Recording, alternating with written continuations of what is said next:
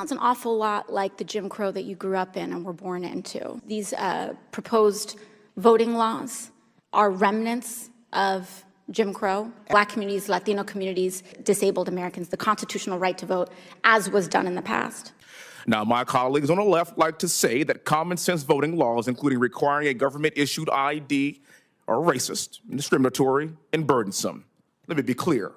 Making it to the polls to vote in person with an ID in this country today is a very low bar, extremely low bar. We can do it, white people can do it, black people can do it, Americans can do it. Did you just see what happened in that hearing room? A sitting United States congressman, a black man, an Apache helicopter pilot, the son of parents who actually lived through Jim Crow, just walked into that Senate chamber and absolutely dismantled the Democrats' entire race-baiting narrative on voter ID. While AOC and her crew were busy throwing around words like apartheid and Jim Crow 2.0 to dodge a real debate, Wesley Hunt dropped 6 government-issued IDs on the table and dared them to explain themselves. If that didn't make your jaw drop, wait until you hear the full breakdown. Like this video, hit subscribe, and do not go anywhere, because what comes next is going to make your day. If anyone even studied American history, knew the work of King, knew the work and the necessity of women's rights and suffrage and Native American history in this country, they would know the importance of understanding this history in the context of present law. So let's start with a history lesson, and let's talk about Jim Crow. According to the Public Broadcasting Service, they define Jim Crow as the segregation and disenfranchisement laws known as Jim Crow represented a formal, codified system of racial apartheid. That is not a subjective definition. This is a settled definition of Jim Crow in the context of American history. Until 1966, we had apartheid in the racial apartheid, known as Jim Crow, in the United States of America. We had the normalization of white supremacist voters monitoring and intimidating black voters at polling locations during the era of Jim Crow, correct? HB 3 would set new ID requirements, so voters must provide their driver's license number, or if they don't have one, the last 4 digits of their social security or a signed affidavit, correct? Right. Now, they would also place a ban on the distribution of mail-in ballot applications, correct? Citizenship checks, monthly citizenship checks for voter registration, correct? Correct. It sounds an awful lot like the Jim Crow that you grew up in and were born into. Based on your lived experience, would you say that these proposed voting laws are remnants of Jim Crow? I shouldn't even say remnants, revivals, an attempted revival at Jim Crow? That SB 1 and HB 3 are systematic measures to impede your community, black communities, Latino communities, and wide variety, including, as Representative Presley had noted, disabled Americans, the constitutional right to vote, as was done in the past. Yes. Now, let's talk about voter, quote unquote, the myth of voter fraud. According to MIT Election Data and Science Lab, only about 0.00006% of total mail-in votes cast are results of voter fraud. That's less likely than being striked by lightning.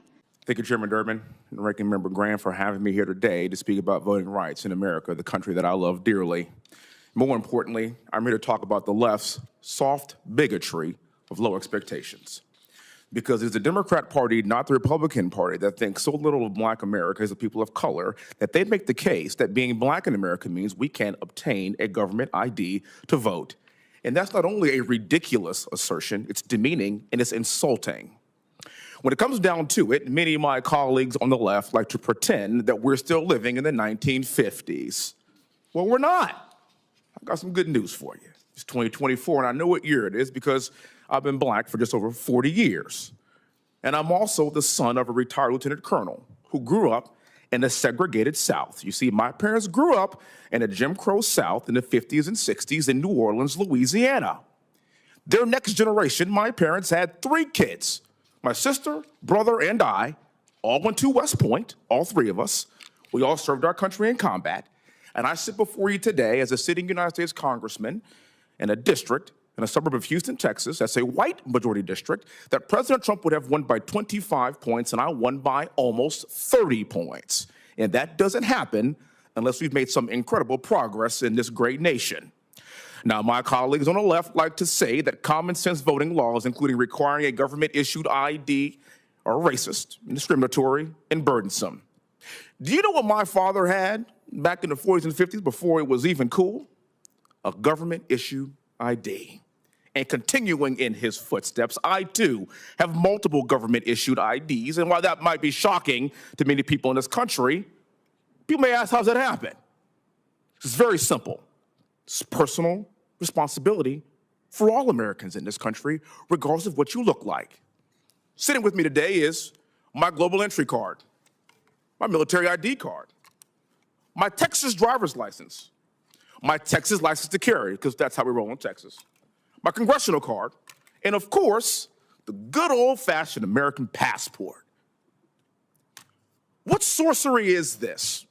What am I, the Black Houdini? How was I able to pull off the impossible and attain not one, not two, not three, but 6 government-issue IDs? Personal responsibility in this country. I fought for this country as an Apache helicopter pilot to protect free and fair elections, and having a government-issued ID isn't racist, it's American. You need to have an ID to drive a car, to check into the airport, open a bank account. You need an ID for basically everything to be a responsible adult in this country, except for voting, apparently, according to the left. Black America does not need well-meaning liberals putting their arms around us and telling us how we should go to the polls. In fact, if you look at recent headlines and polls, you will find that black men specifically in this country are more fired up than ever to participate in the next presidential election. And I think I know why, and I'm really looking forward to these results. For the record, in the 2022 midterms in Georgia, it proved that election integrity and ballot accessibility can be achieved hand in hand. After the 2020 election, Georgia passed a voter election integrity law, and subsequently, the Department of Justice filed a lawsuit against the state of Georgia, alleging that the Georgia law is discriminatory and aims to restrict citizens from voting. President Biden even called this law, and I quote, Jim Crow 2.0. Really? In my humble opinion, referencing Jim Crow for common sense election integrity laws is offensive to those who actually experienced Jim Crow, like my parents and their parents before them. In fact, the law wasn't discriminatory at all, because in the 2022 midterms, Georgia voters shattered voter turnout records across the state. And despite that record-breaking turnout in Georgia, the DOJ lawsuit is still pending. I suspect that it's because that record-breaking turnout resulted in a Republican governor being elected in Georgia, but I digress.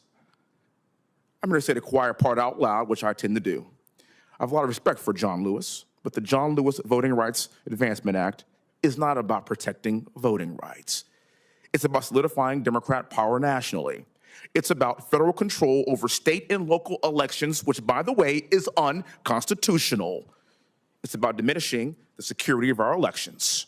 And voter integrity laws aren't discriminatory. They are required for a functioning constitutional republic. I'm going to tell you today, I categorically reject the soft bigotry of low expectations. Black Americans and people of color are proud. We expect more of ourselves. That's what Black excellence really means to me. And above all else, we don't need a new solution to a problem that doesn't exist. Let me be clear. Making it to the polls to vote in person with an ID in this country today is a very low bar, extremely low bar. We can do it, white people can do it, black people can do it, Americans can do it. And we should all want that for free and fair elections. If you want to be on the right side of history, you should reject the Democrats' party's attempt to wind the clock back 70 years.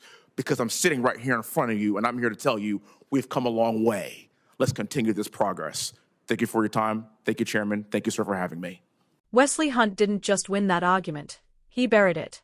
Here's a man whose parents survived actual Jim Crow in New Orleans. His family lived it, breathed it, suffered under it. And he stood up in front of the United States Congress and told the Democrats to their faces, "Stop using my parents' pain as a political weapon. That takes guts. That takes moral clarity." And the Democrats had absolutely nothing to say back. Because here's the truth they cannot stand: requiring a government-issued ID is not suppression. It's a standard.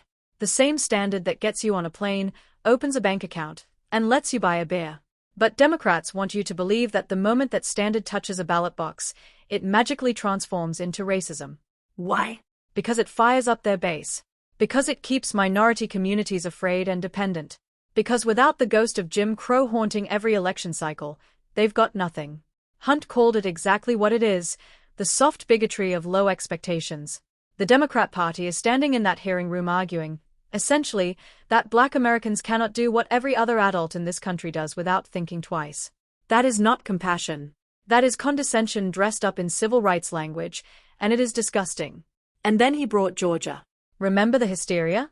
The boycotts? Jim Crow 2.0 screamed from every media platform. Georgia passed common-sense election integrity laws, and the result was record-breaking voter turnout, including record minority turnout. The narrative collapsed. The facts won. The Democrats lost. And the DOJ lawsuit is still sitting there because they cannot admit they were wrong. Wesley Hunt stood in that room and told the truth out loud. The John Lewis Voting Rights Act is not about protecting voters. It is about protecting Democrat power. It is about federalizing elections, gutting state authority, and dismantling the basic safeguards that make your vote mean something. That's the quiet part, and he said it loud and clear. Free and fair elections require integrity. Integrity requires a standard. And meeting that standard is not a burden, it is the absolute bare minimum we owe to every American whose vote we claim to care about.